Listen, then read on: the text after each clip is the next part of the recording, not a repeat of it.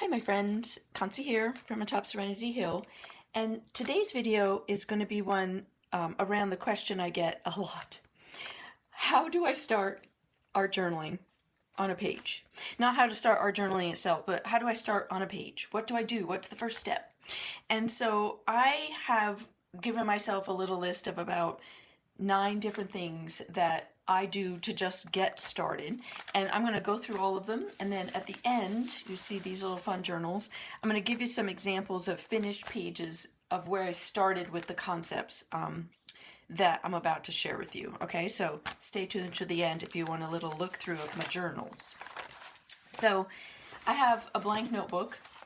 2 things I'm going to share on how to do this. One is just a blank dot journal, okay, which I just started with some stuff in it. So it's not huge, about the size of an 8.5 by 11 piece of paper opened up. And the other is a little tiny journal, which is part of a free mini class that I offer. If you are not part of that mini class, it's the 3 creative ways to start a daily-ish creative practice. A mouthful, but it's a lot of fun, and it has a lot of help in it on getting a creative practice started, like, you know, and all those things. A kind of like a small version of what I'm sharing with you today. So if you want that, that's below. Okay, so I'm also going to use this journal to do the little concepts I'm starting so that you can see that it doesn't matter if you're starting with a big page or if you're starting with this tiny little journal, which is about 2 inches square, so you can still get something on a page and then go from there, okay? So we have our journal. I'm actually going to use this one because this one is blank. The other one is blank too, but I started it, so I wanted to keep what I'm doing in there. But the first one is revolving around paint, okay? So I like to do paint on a page 3 different ways. I mean, there's a million different ways, people. I'm just giving you 3 today. One is to just start with your watercolor palette and just put watercolor down, like nothing fancy. Let me put it here and then we'll do both, okay? So literally just picking up paint and smushing it down. All right, making sure the paint has actually got some color in it. So putting some paint down. I'm really bad about blending or what colors go down. I go intuitively with whatever feels right. And that's all you're really looking for. This is not the page. It could be. If, you know, if you love just what you put down, this could be the page. But it doesn't have to be. It's just taking the white away. And so this is it. I would do that and let it dry. All right, so same idea in my little journal here is picking up, you know, you could stay with a color theme where you're like all cool colors, all warm colors, or you could be like me and be like, all the colors. I love the rainbow of colors. Why choose if I don't have to? And I'm not looking to see if they're muddy colors or not, or I'm just looking to put something down so that the next time I come to this page or the next step in this page, the first decision is made. So now I can look at it and say, well, do I love the pink? Okay, let me maybe find some pink collage. Do I love the orange? Let me grab my, orange marker and maybe make some more orange marks on it because I'm in love with that. Okay, so first one, just smear watercolor all over a page. Okay, let's get into number 2. All right, so idea number 2 is instead of watercolor, use acrylic paint. And the reason why I'm using this as a separate idea, acrylic paint as in craft acrylics. I like this, it's upside down, people. I like this Craft Smart brand. It's nice and liquidy and bright colors. And the difference being, as I'm going to show you, is that this gets kind of like soft and real you know, kind of, they're both abstract, so that's not the right word, but very soft and muted and kind of flowy. I think that's a better word, flowy, when it comes to watercolor. Whereas when I put down acrylic paint and with a gift card, it gets very geometric and more like strong lines, and I'll show you what I mean. So I usually just come in and scrape on some paint, okay? And we'll do the same thing. But you see the difference. Like this is very flowy and soft and romantic. And this, no. It's a little harsher. The other reason I love putting down acrylic paint with a gift card, scraping it on, is because it dries like almost instantaneously. Because you're putting it down in such a small amount. Because you're also scraping it, it gives it a translucent effect, which I also love, and you can start to see the patterns through it, okay? So that would be idea number 2, is scraping paint on, and we're gonna do it in both because super cute. Scraping paint on, and then I'm gonna add a third color. You add as many colors as you want. These are 3 of my favorite colors. So, you know, have a hard time. Oh, don't you love that? I love all the transparency in it, and it gives you that little bit of stained glass effect. And we want to put a little bit of pink, if I can get it out, onto this page as well. So I wanted you to get a feel for, you know, I mean, as it is, you add a quote to that or a word, and you got an art journal page. You don't have to do anything to it. All right, so that's number 2, scraping on acrylic paint with an old gift card. Idea number 3 still has to do with paint, and this way I'm using a stencil, okay? You can use, and I will, use both acrylic or watercolor to put down a background. The idea, again, is still to take the blank page away, okay?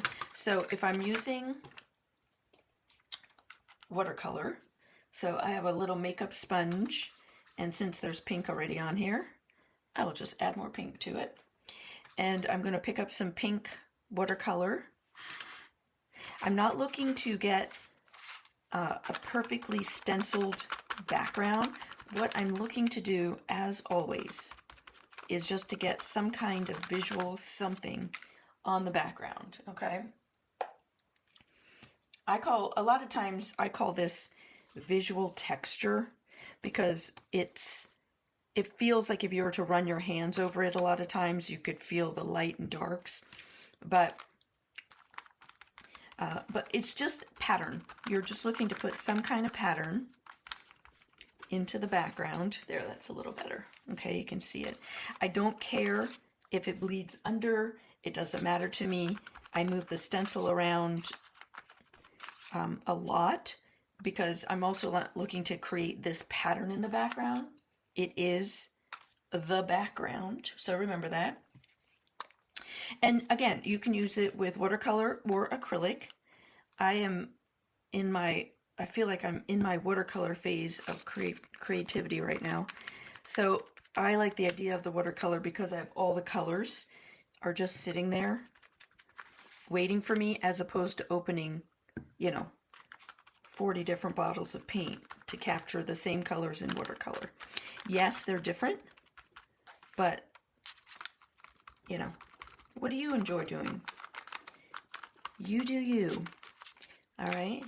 And then if it's too much paint, I'll just run the sponge over it and smooth it out, okay? So same thing, let's do it in our little book.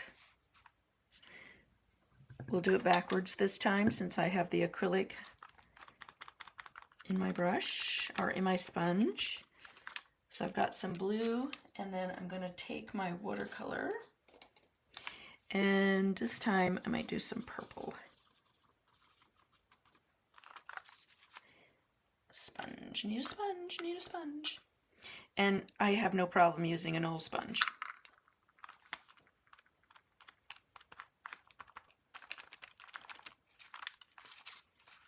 okay? And maybe I'll just go in, again, move the stencil around a little bit and see if you want to fill in. My paint is starting to meld. But again, you're taking the background down. And this is a great place to start. Where are you going to go with it? Are you going to add collage? Are you going to maybe, you know, go in and scrape some paint across the top of it because the pattern wasn't quite what you wanted? But it's the first decision and it's ready to go. All right, let's get to idea number 4. Number 4, number 5, I'm going to use under the category of texture. So again, there's a million ways to do this. This is just 2 to give you some ideas. So the first one is to use bubble wrap, which would be very similar to doing a stencil. The difference is a lot of times, and again, you could use watercolor or acrylic, I'll do both, is that when you use bubble wrap, and let me put some paint down and show you. When you use bubble wrap, a lot of times it leaves behind like a chunk of paint. And so let me pop it down. I'll show you what I mean. So it tends to leave, you know, if you've never done it, it leaves a lot of paint, thick paint. So that's why I think of it as texture. Okay, because when you rub something over it when it's dried, especially the acrylic paint, then it creates texture, which is what I keep saying, the word texture over and over again. Isn't that hilarious?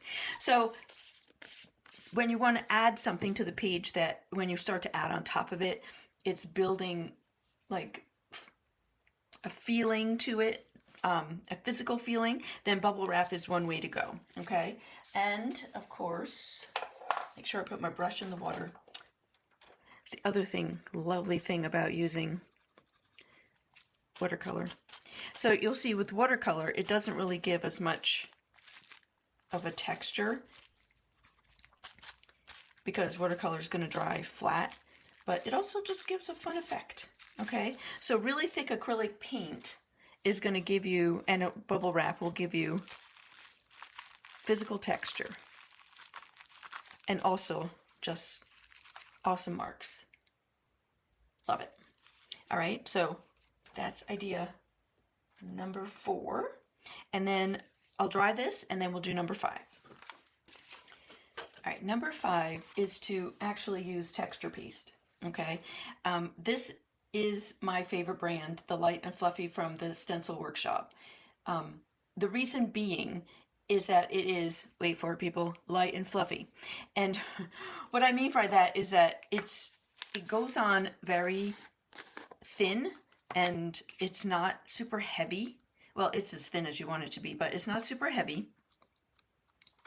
And so it dries really quickly. So if you're looking to put this down and work on it in a relatively easy time period, then it's a great product for that, okay, because it dries really well with a heat gun. So putting down some texture on a page, you can tint the texture paste if you want to. I tend to like to, you know, just use it white and see what happens after I add to it. But just putting down something on the page, all right. I'm loving these mushrooms. I have not used this stencil before. My stencils, by the way, are from the Crafters Workshop as well. And I'll link them below, especially the texture paste. I've tried many texture pastes and just, you know, I don't want to wait a day because texture paste is so thick to use it. It's kind of annoying. All right, so I've got some of that here. I've got some texture. And I'm just going to put a little mushroom on this page. And again, you can tint it with the watercolor or with the acrylic paint, just so that you're putting down colored texture paste. But I like the idea of putting it down white, because when I start adding color, it tends to become like a surprise. Like, what's the paint taking? How is it taking to the paper versus how is it taking to the texture paste? So, you know, keep that in mind, but this is another way of just starting a page. Put some texture down through a stencil. It could have been the stencil that I used before. It didn't have to be a pattern like mushrooms. I just thought it'd be fun to put down mushrooms and then see what that called to me when I come to, play on that page, but it could be a pattern like this. All right, so I'm gonna clean up my stencil and then we'll move on to the next idea. All right, so we're up to number 6. Number 6 is divided into 2 versions of collage. So I like to do 2 different things when it comes to collage. Actually, a few different things, as you can see. One is just to put down bits of collage, okay? So it doesn't have to be that they match. It doesn't have to be that there's, like a pattern to them that you're trying to overlap them. It's just about getting something on the page, no matter what the collage, I love that one, what the collage looks like. You can do it so that it is more cohesive, or that the collage is the background. You can also just put a bunch of paper down and then start working on top of it, put some white gesso on top of that. It becomes 2 things. One, it's color for you to play off of because you're putting down colorful bits. And 2, it is texture, because if you're using all different kinds of paint all different kinds of paper, because we're not working with paint right now, all kinds of paper, then as you start to work on top of it, it becomes a version of texture, okay? Especially if you were to scrape paint on top of it, or you were going to, put some white gesso and kind of push all the colors back together. But it's really just a starting point. This is all about, how do I get started? You get started by doing something, putting something down. It doesn't have to be the be-all, end-all. It just needs to be a starting point. Because I always like to say that the only decision I truly make is the first one. The decision to put collage down on a paper, the decision to scrape paint, the decision to put texture piece down. After that is a reaction. I'm reacting to what's there. So what is it I like about what's on the page? What don't I like about what's on the page? Do I want to cover something up? Do I love something so much that I want to make sure I don't cover that up, that I want to enhance it or go find, if it's collage, I want to find more of it, that sort of thing. And, I'm just making random bits, okay? So again, I've come to this page, and maybe next time I add some, I'm like, well, that doesn't make any sense. But so what if I took some texture paste and went across it and kind of started dissecting it and making it not as this weird collection of stuff that's just sitting on the page. What if I'm like, oh, you know what I love? I love this hot pink. Okay, maybe I'll go grab some hot pink paint and just start, smacking down some hot pink paint across it, because that's my favorite part. It's a starting point. Where would you go from here? Okay, so that's the one using just your collage bits. And oh, I forgot, I'm supposed to be doing it on this with you. So let's put down some on this one as well. Now this is not obviously a big piece, and I have this one little strip, and I divide it up into a bunch of pieces.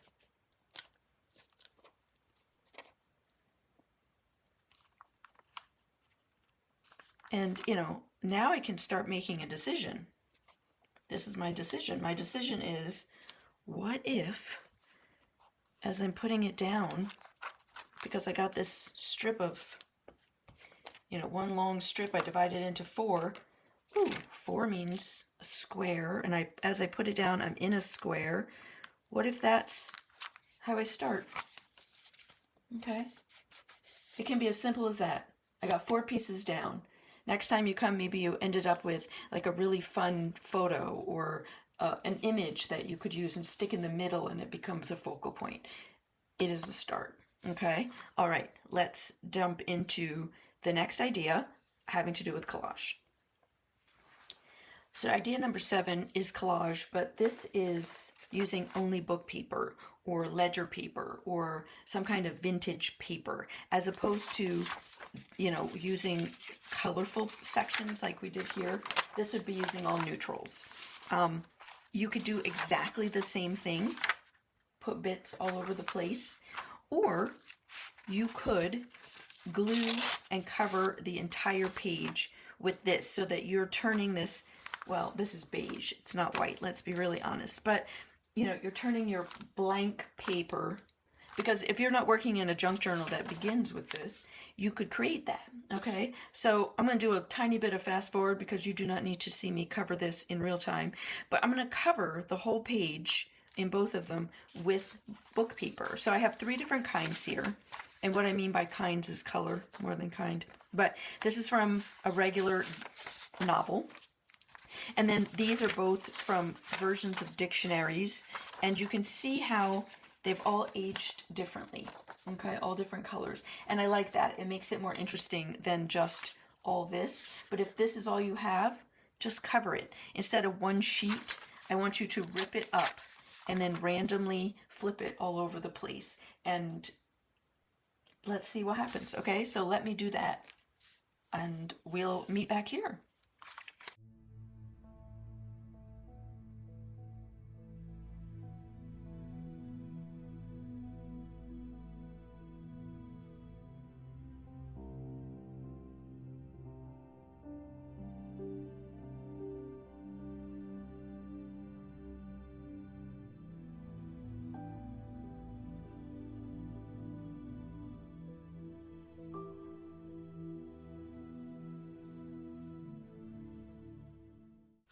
All right, so I decided not to cover it all the way to the edges, but you certainly could, okay?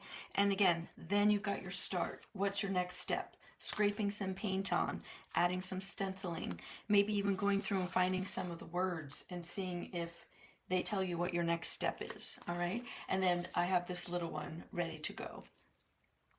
It is a great way to just get that down, get it started. I love that it's different colors because it's not all just flat, because then you can still get that it's still white or it's still brown, but it gives you just a little more interest. And if you have ledger pages or other kinds of vintage pages that would break it up even more, that would be just more visually appealing to the eye.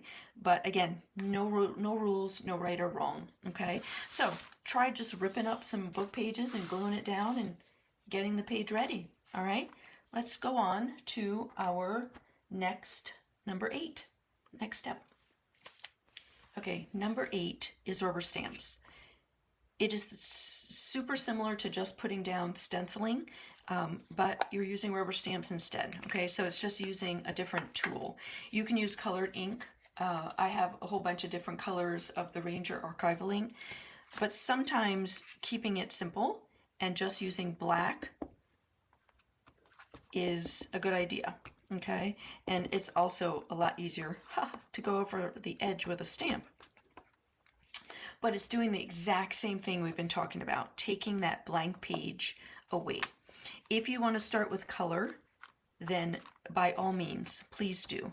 I also love the ghost prints, so stamp once really dark and then go crazy and fill in, because it just grunges up that page and makes it interesting, okay?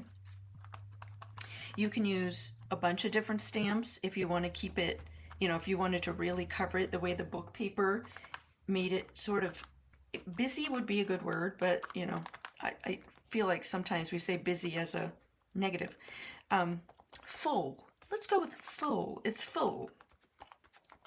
So however much you want to create in the background is entirely up to you. Okay, and then ghost print the heck out of it. And then I'm using different stamps. I have a triangle, I have circles, and I have these lines. And so what that helps do is also give some interest to it, in that it's not all the same.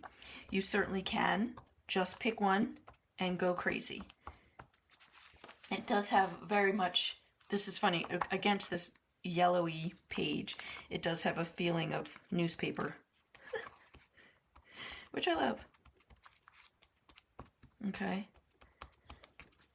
And so now I have a pattern that I can play off of. I could come in here with some colored pencils or markers and color in some of this, you know, the circles or some of the stripes, and that would get the next step going. All right, so super simple. Grab some of your rubber stamps. It doesn't have to be, you know, these I would even call like more mark making stamps as opposed to like a tulip or a dragonfly, something that's more recognizable. Not that a triangle is not recognizable, but you get my meaning. And then you could, if you were, you know, wanting to do something floral, you could cover it all with a floral stamp or some leaves, and then it would get the inspiration going for the next time. All right? All right, let's get our supplies for the very last, my last one, number 9, and we will then do a little quick run through of my journals. All right, so my final idea for you today is you could use anything. It could be markers, crayons. I'm going to use colored pencils. And it is scribbling, my friends, scribbling. Just going all over the page. You see where I'm holding the colored pencil. Okay, these could be watercolor pencils or Inktense pencils, because then you also then have the ability to go in with some water and activate them. It could have been a Stabilo All pencil, which does the same thing. It's black. It also comes in colors, but most people are familiar with the black. And, you know, and then activate it, and then it would become something else. But it's just a matter of taking up, I keep saying it, taking up that page. And how much scribbling, how busy do you want it? Do you want it to be, you know, that you're just rage scribbling? Is something annoying you today? Rage scribble. But it gets some color in the background. You could come in and, you know, make more marks if you wanted to, like these circles, or you could cross hatch. You know, do some cross hatching. Oop, this pencil is broken.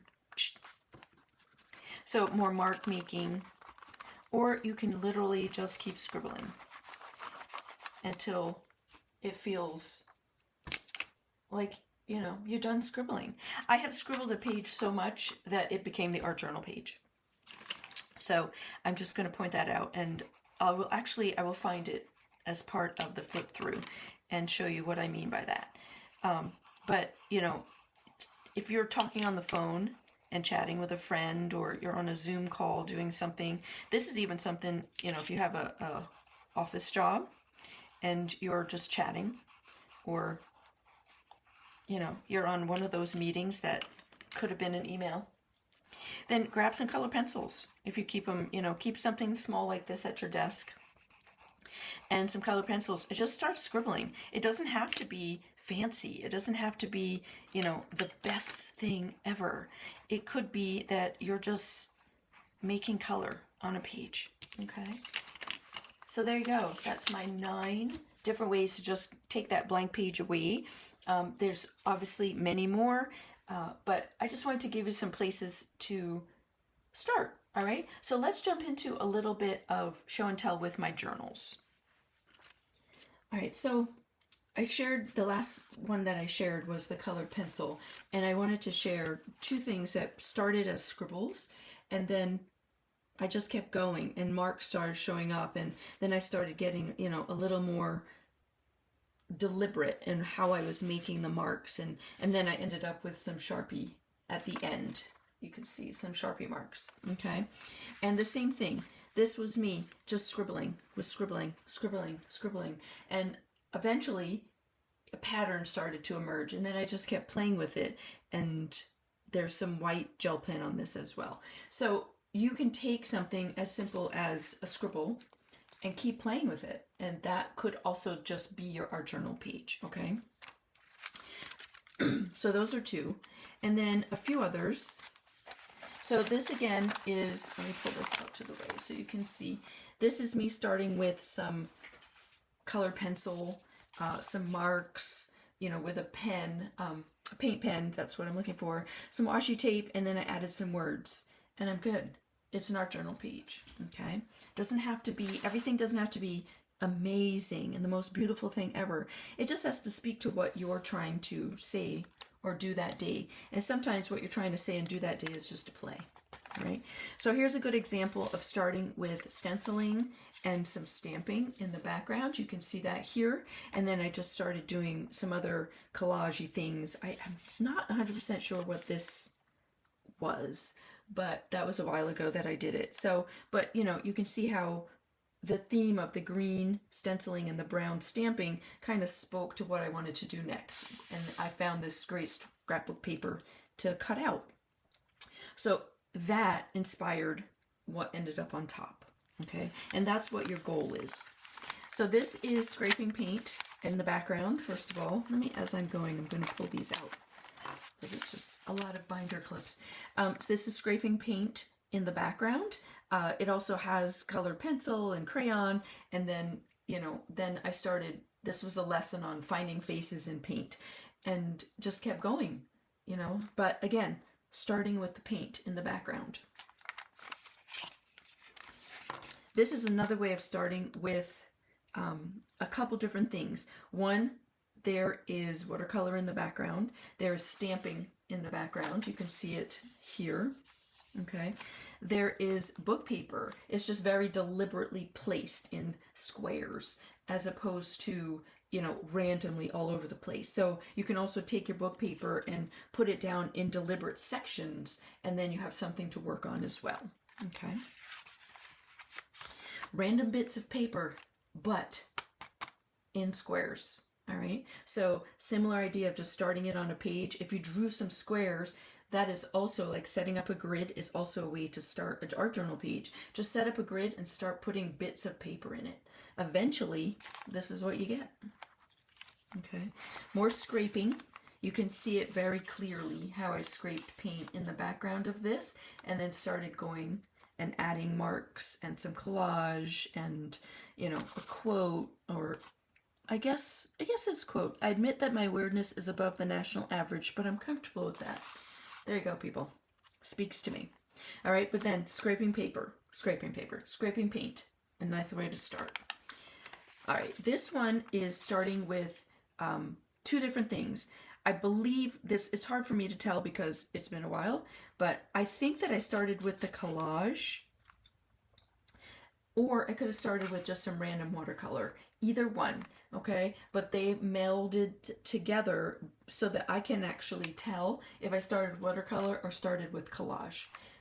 Both ways, I melded those two together. So everything that I've shown you today in the, you know, the 9 different ways are also, can you take those 9 different ways and add them all to a page?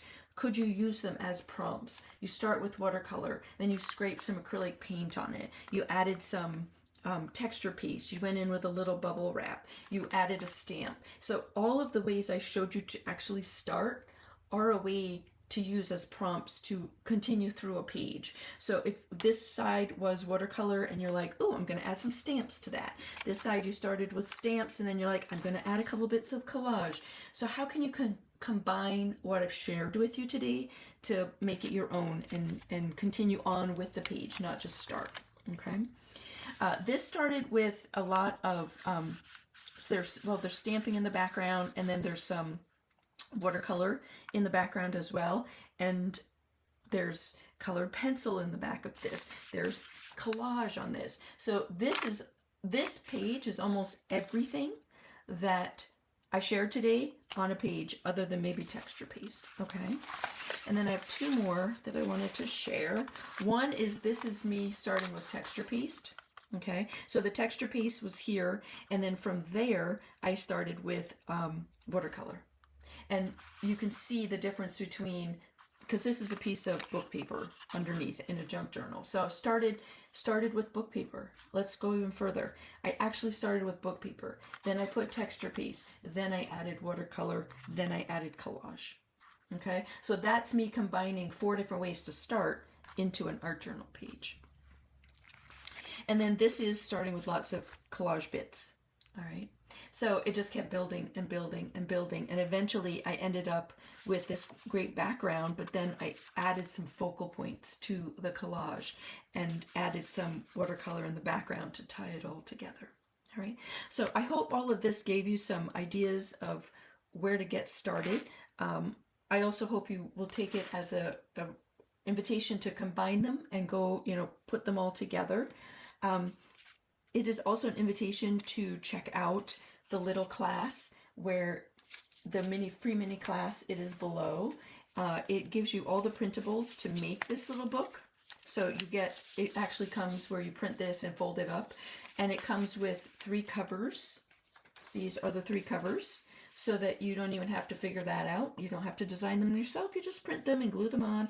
And it also comes with prompts. So you can take that prompt list and start adding on to all the different things that you started with today, all the different ways to start a page, and then you could pull prompts from the prompt deck that comes from this and get yourself going. All right, so I hope you enjoyed that.